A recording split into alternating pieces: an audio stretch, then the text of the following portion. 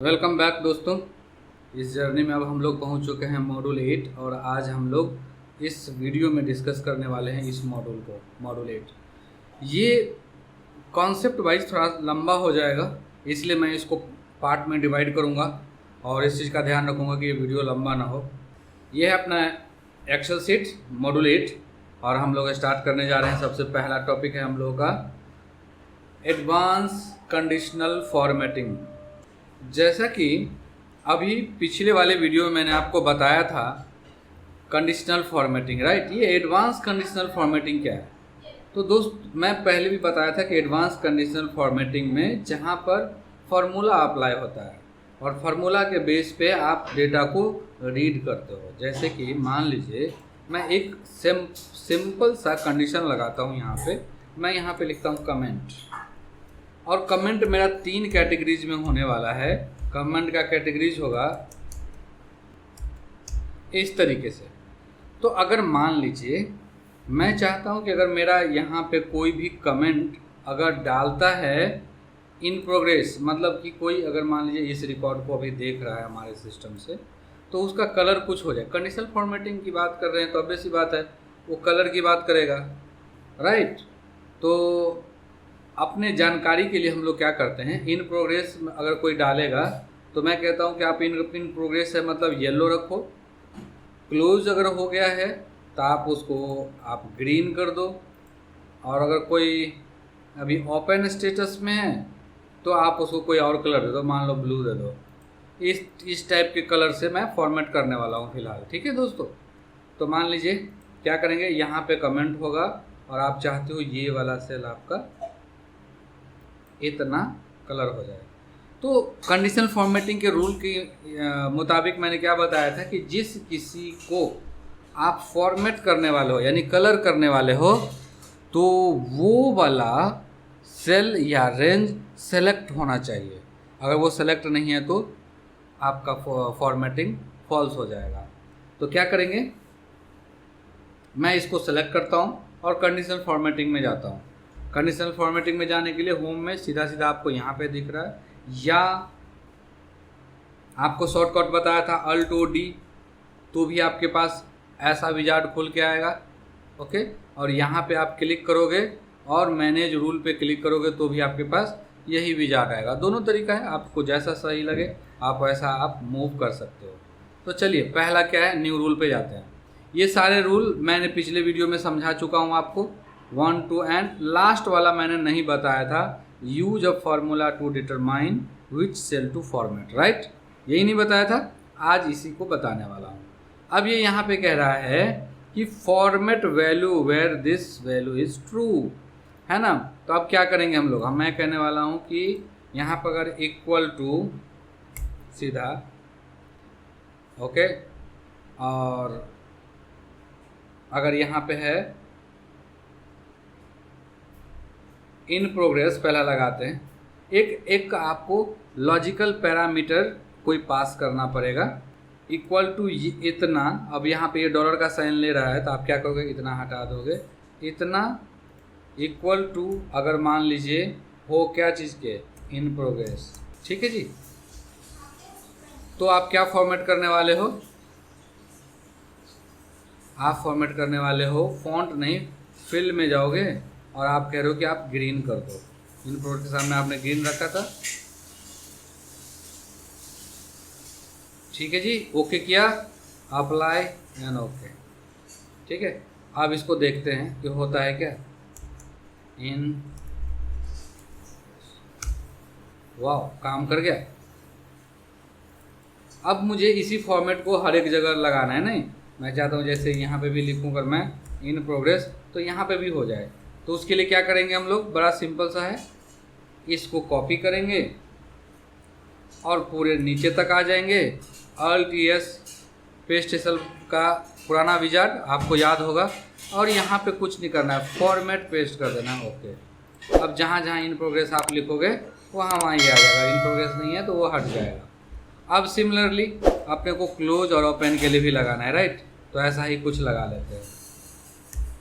फिर से क्या करेंगे, आप ऐसे ही ऊपर वाले को सेलेक्ट कर लेंगे, अल्ट ओ डी करेंगे यहाँ पे न्यू रूल करेंगे और यहाँ पे एक तरीका तो मैंने आपको लिख के बता दिया था कि equal to reference equal to जो आप कीवर्ड पास करोगे। इसके लिए आप हेल्पिंग वर्ड यूज कर सकते हो, जैसे कि मैं कहता हूँ एंड या और में से कुछ भी यूज किया जा सकता है।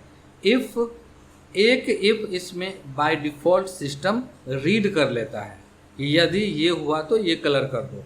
मैंने इफ़ लिखा नहीं लेकिन मेरा काम हो गया था, तो मैं क्या करता हूँ यहाँ पे मैं लिख लेता हूँ और, ठीक है। और में मैंने कहा इतना, याद रहे अगर ये अगर आपने सही नहीं किया, अगर आपने एब्सोल्यूट फ्रीज कर दिया तो इसी के बेस पे सारा का सारा कलर होता रहेगा, है ना। तो याद रहे कि यहाँ पे आप रो वाइज डॉलर का साइन हटाना नहीं भूलेंगे। अगर आपने रहने दिया तो गलत हो जाएगा। और इतना इक्वल टू इस बार करने वाले हो आप कह रहे हो कि अगर ओपन हो जाए या क्लोज हो जाए, CLOC क्लोज, और इसको बंद करोगे। क्लोज पे आपने क्या लिखा हुआ है, ओफ ग्रीन था इस पे। चलिए मैं कलर चेंज कर देता हूँ। देन क्लोज पे है क्या, ग्रीन। मैं फॉर्मेट पे जाऊँगा, ग्रीन लूँगा, ओके करूँगा और ओके करके आ गया यहाँ पे। अब मेरा ये वाला था इन प्रोग्रेस, तो इसको क्लिक करूँगा, यहाँ पे एडिट में जाऊँगा और यहाँ पे फिर से फॉर्मेट में आके कलर चेंज कर लूँगा येलो, ओके और ओके कर दूँगा। अभी मैंने अप्लाई नहीं किया है इसलिए ये आपको दिख नहीं रहा है। जैसे मैं अप्लाई करूँगा तो ये यहाँ पे दिखने लग जाएगा। तो 2 हो गया।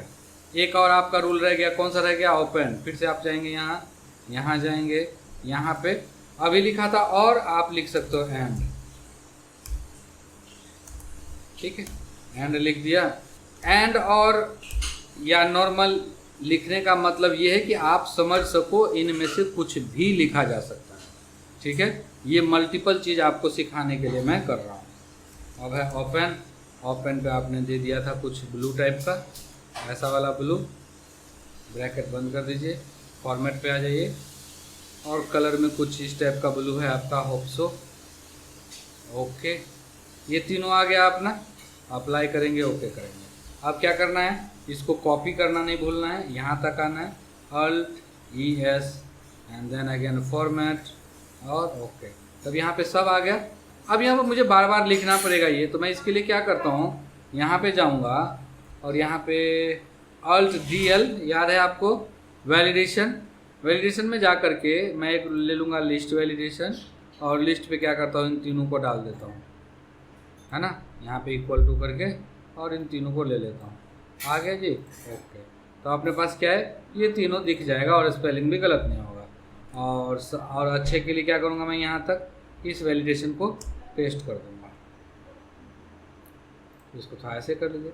अब मान लीजिए किसी पे भी जाएंगे, क्लोज करेंगे, इसका कलर, कहीं पे जाएंगे ओपन करेंगे तो इसका कलर, इन प्रोग्रेस करेंगे तो ये इस तरीके से आप एडवांस में कर सकते हो। अब इसमें एक चीज़ आप देख लीजिए, अगर मैं देखता हूँ इन प्रोग्रेस, तो इन प्रोग्रेस में ये पूरा हो रहा है ना, यहाँ तक हो रहा है, और क्लोज और इसमें यहीं तक हो रहा है। तो ये आप पे डिपेंड करता है कि जब आप इतना सेलेक्ट करके लगाना है या इतना लगाना है। मैं पहले ही बोला था जितना एरिया सेलेक्टेड होगा उतने पे आपका ये काम करेगा। तो मैंने जब इन प्रोग्रेस लगाया था तो पूरा इतना सेलेक्ट कर लिया था, इसके साथ मैंने इतना किया था। आसानी से आप समझ पा रहे हो। आप अपने प्रैक्टिस पे जब आप करोगे तो आप अपने अकॉर्डिंगली सिलेक्शन चेंज कर लेना जितना भी आपको रखना होगा। तो इस तरीके से चीज़ें हम लोग करते हैं।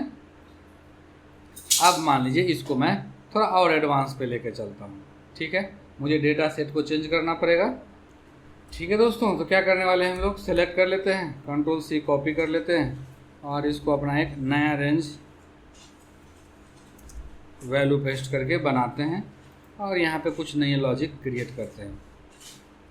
इस लॉजिक में हम लोग क्या करने वाले हैं, कुछ एक्सटेंसिव फार्मूला यूज करते हैं इफ़ का, और ये वाला जो है अपना इसको हटा देते हैं, इसमें कुछ और यूज करेंगे, इस कमेंट की ज़रूरत नहीं है। अब मैं ये कह रहा हूँ कि डबल या ट्रिपल लॉजिक मैं अप्लाई कर रहा हूँ, ठीक है। जैसे कि मान लीजिए जहाँ जहाँ नोएडा और सेलर हो वो वाला पूरा का पूरा रो क्या हो जाए, हाईलाइट हो जाए। ठीक है, 2 लॉजिक लगाएंगे आप। आपको पता है क्या करना है, पूरे को सेलेक्ट करना है, अल्ट ओ डी प्रेस करना है, न्यू रूल करना है, फार्मूला में आना है। फार्मूला में आने के बाद क्या कह रहे हैं, आपको जो है 2 लॉजिक लगाना है। तो आप क्या करेंगे, एंड में 2 लॉजिक लग जाएगा। इतना इक्वल टू मान लीजिए सेलर होना चाहिए, कॉमा कर लीजिए, इसको हटाना ना भूलिए नहीं तो काम नहीं करेगा। और दूसरा रेफरेंस में आप कह रहे हो इतना इक्वल टू मान लीजिए दिल्ली होना चाहिए या नोएडा होना चाहिए, जो भी आपको सही लगे। दोनों ट्रू होगा तब, और एंड को आप बंद करने वाले हो, राइट। फॉर्मेट में जाने के बाद आप कोई भी कलर कर दीजिए, येलो हाईलाइट कर रहा हूँ मैं फ़िलहाल। आप अप्लाई करते हैं और ओके कर देते हैं, कॉपी करते हैं आप और फॉर्मेट पेस्ट कर देते हैं। आप देखिए जहाँ पे होगा वहाँ पे हाईलाइट हो जाएगा। मान लीजिए किसी को मैं इस दिल्ली के HR को मैं कर देता हूँ सेलर, इंटर, देखिए कलर हो गया ना। तो इस तरीके से आप डबल ट्रिपल लॉजिक पास कर सकते हो। ठीक है, जो लॉजिक आपने इफ़ में सीखा था 5, 6, 7, 10 जहाँ तक भी गया था, उन सारे के सारे लॉजिक को यहाँ पे अप्लाई किया जा सकता है। ठीक है, अगर मान लीजिए यही चीज़ आपका नंबर पे बेसिस पे हो कि जिसकी सैलरी लेस देन 13,000 है, वो रेड हो जाए। रेड है हो जाए कौन सा, सिर्फ सैलरी कॉलम ही रेड हो जाए, एक ही कॉलम का है ना। तो मैं एक ही सेल पे रखूँगा अपने कर्सर को, ऑल्ट ओ डी करूँगा, न्यू रूल कर लूँगा। इसी में फार्मूला में आके मैं क्या करूँगा, इक्वल टू, एक ही लॉजिक है तो एंड और में से कुछ भी लिखूँगा इतना, और कह दूँगा कि लेस देन 13,000 का आपने जो पैरामीटर दिया है उसको पास करते हुए इसको मैं बंद कर दूँगा। और यहाँ पे क्या करने वाले हो आप, यहाँ पे करने वाले हो कि आप जो भी हो उसको आप रेड कर दो। थोड़ा ऑरेंज कर देता हूँ, प्योर रेड कर दूंगा तो वो नंबर आपको सही दिखेगा नहीं स्क्रीन पे, इसलिए ऑरेंज कर दिया। इसको अप्लाई कर दीजिए, ओके कर दीजिए, कॉपी करिए, नीचे तक आप आइए, alt S T, format paste, okay कर दीजिए। आप देखो कि जो जो है उस हिसाब से हाईलाइट हो गया। वेल दोस्तों, तो अब क्या है कि अब हम लोग आगे चलते हैं अपने कंडीशनल फॉर्मेटिंग में, एक लॉजिक बनाते हैं। लॉजिक क्या है कि मान लीजिए कोई भी डेटा है मेरा यहाँ पे, और इस डेटा पे अगर एंट्री होती है ना, तो वो डुप्लीकेट जो है हाईलाइट हो जाए। देखिए डुप्लीकेट का मतलब यहाँ पे डिफरेंट है, मैं डिफरेंट वे में समझाना चाहता हूँ आपको। डुप्लीकेट मान लीजिए सिंपल के लिए कि मेरे पास कोई एक नेम है, मैं यहाँ पे एक नेम लिखता हूँ, जैसे मान लीजिए अमन, ओके। अब फिर से लिख दिया मैंने अमन, तो अमन ये डुप्लीकेट हो गया। बट द कंडीशन इज़ कि मेरा जो सेकंड वाला अमन है वो डुप्लीकेट हो रहा है, तो मुझे क्या करना है, इस सेकंड वाले को हाईलाइट करना है, नहीं कि पहले वाले को। ठीक है दोस्तों, तो अब क्या करेंगे इस कंडीशन के लिए, हम लोग को क्या करना है। तो आपको पता ही है कि कंडीशन के लिए अपने को इसको सेलेक्ट करना है। अब चलना है अपने को कहाँ पे, अल्ट ओ डी आ जाता है अपने, इसमें न्यू रूल लगाते हैं। न्यू रूल में जाके फार्मूला पे जाएंगे। अब इसमें मैं एक लॉजिक आपको दे रहा हूँ जहाँ पे कंडीशनल फॉर्मेटिंग में आप इफ़ मतलब काउंट इफ़ का यूज करने वाले हो। जैसे कि आप लिखोगे काउंट इफ़, मैं इसको समझाऊंगा आपको कि ये काम कैसे करता है। इसको लेते हैं, इसी को रेंज बना करके और इसी को एक क्राइटेरिया बना देते हैं, एक एक करके फिर आपको मैं समझाऊंगा। और आपको पता ही है कि ये एब्सोल्यूट फ्रीज हो जाता है, जिसको मुझे एब्सोल्यूट नहीं बनाना है, यानी कि वो नीचे की तरफ ड्रॉप डाउन होता रहे। और इसमें एक और ट्रिक ये है कि जो पहला वाला रेंज है वो एब्सोल्यूट फ्रीज होना चाहिए, यानी वो रुके रहना चाहिए। और मैं कहता हूँ कि अगर ये ग्रेटर देन 1 है तो मुझे बता देना, ठीक है। इफ़ इसमें एक बाय डिफ़ॉल्ट लगा होता है, ठीक है जी। ओके कर देते हैं, इसको अप्लाई करते हैं और ओके कर देते हैं, ठीक है जी। अब कॉपी करके यहाँ तक मैं alt S T format paste कर लूँगा। देखिए अमन जो है दूसरी बार आया तो हाईलाइट हो गया था। चलिए मैं यहाँ पे लिखता हूँ राज, कुछ भी, सोनू, मोनू, सारे यूनिक है, बट मान लीजिए मैं राज को कर देता हूँ यहाँ पे, अब देख लीजिए ये डुप्लीकेट हो गया ना। अब मान लीजिए किसी और को कर दीजिए सोनू, तो यहाँ पे क्या हो रहा है, जो सेकेंड टाइम एंट्री हो रहा है ना उसको वो क्या कर रहा है, ये हाईलाइट कर रहा है। तो यही एक लॉजिक होता है कि आप जो है डुप्लीकेट को हाईलाइट करो, ना कि ओरिजिनल को। पहली बार में तो कोई भी चीज़ तो ओरिजिनल होगा ना, तो ओरिजिनल को हमें एज चीज़ रखना है और सेकेंड टाइम जो आता है उसको हमें हाईलाइट करना है। अब यहाँ पे एक चीज़ और देख लेते हैं कि मान लीजिए कि कोई नंबर डुप्लीकेट हो रहा है, नंबर अगर ड्यूप होता है तो, और दूसरे सवाल में है कि अगर मान लीजिए टेक्स्ट ड्यूप होता है तो, इन दोनों को अलग अलग करना है आपको। आपके लिए एक असाइनमेंट देता हूँ, ये मैंने होल्सो बनाया था, इसमें नंबर टेक्स्ट दोनों है। अगर मान लीजिए किसी नंबर को भी आप डुप्लीकेट करोगे तो ये हो रहा है यहाँ पे, बट आपको क्या करना है, यहाँ पे दोनों को अलग अलग बनाना है। मान लीजिए नंबर वाले में अगर टेक्स्ट डुप्लीकेट हो रहा है दैट्स ओके, वो हाईलाइट ना हो, और टेक्स्ट वाला में अगर नंबर हो रहा है तो वो हाईलाइट ना हो। ये असाइनमेंट है, अगर आपसे ना बने तो मुझे कमेंट करिएगा, मैं इसको बना करके आपको कमेंट बॉक्स पे ही रिप्लाई कर दूंगा। ये इंटरव्यू से रिलेटेड क्वेश्चन होता है, प्रयास करिएगा खुद से बनाने का। मैंने ये बना दिया काउंटिफ लगा करके। अब इसमें काउंटिफ के साथ में आपको हिंट दे रहा हूँ कि आप इसको टेक्स्ट फार्मूला यूज कर सकते हो, इज नंबर यूज कर सकते हो, इज टेक्स्ट यूज कर सकते हो। बहुत सारे फार्मूला आपने पढ़ा है, उसमें से कोई भी यूज करके आप इस सवाल को बना सकते हो। ठीक है, यहाँ तक तो कोई दिक्कत नहीं। अब एक और क्वेश्चन अभी मेरे पास आया था कुछ दिन टाइम पहले कि इसमें कुछ नहीं है, यहाँ पे कुछ भी नहीं है, बट वो कह रहा था कि मेरा सेल जो है ना एक के बाद एक कलर होना चाहिए एंड तक। तब एक के बाद एक कलर कैसे करेंगे, यहाँ पे तो कोई भी वैल्यू नहीं है। कंडीशनल फॉर्मेटिंग में हम लोग वैल्यू बेस पे कलर करते हैं, बट यहाँ पे कुछ भी नहीं है। तो अब उसके लिए क्या करना था हमें, मैं आपको ये बता देता हूँ, वो लड़का सवाल नहीं कर पाया था। अल्ट डी एल, आप इसमें चले जाओगे, डी एल नहीं अल्ट ओ डी, आप आ जाओगे अपने कंडीशनल फॉर्मेटिंग में। यहाँ पे क्या लगाना है आपको याद है, कोई भी फार्मूला लगा दो, रो या कॉलम में से कुछ भी। ठीक है, तो अगर आप यहाँ पे लगाते हो रो और रेफरेंस दे देते हो इसको, अब यहाँ से ये वाला आप हटा लीजिए, नहीं तो नीचे की तरफ चलेगा नहीं। आपने रो लगा लिया, तब रो क्या करेगा, आपको एक नंबर दे देगा, और इस नंबर पे आप लगा लो कुछ भी। जैसे कि ऑड इवन पढ़ाया था आपको, तो आप अगर ऑड लगाओगे तो ये ऑड से शुरू हो जाएगा, इवन लगाओगे तो इवन से शुरू होगा। मतलब कि दोनों ही केस में आपका काम हो जाएगा यहाँ पर, क्योंकि उन्होंने ये नहीं कहा था कि पहले से या दूसरे से स्टार्ट होना चाहिए। अगर पहले से है तो फिर ऑड इवन का ध्यान रखना पड़ेगा कि जो रो का रेफरेंस दे रहे हो ये ऑड है या इवन है। यहाँ पे तो कुछ भी नहीं है, तो यहाँ पे कोई भी फॉर्मूला लगा दो। मैं यहाँ पे okay is odd is even होता है, मैंने सिर्फ ऑड लिख दिया था, ऐसा नहीं होना चाहिए।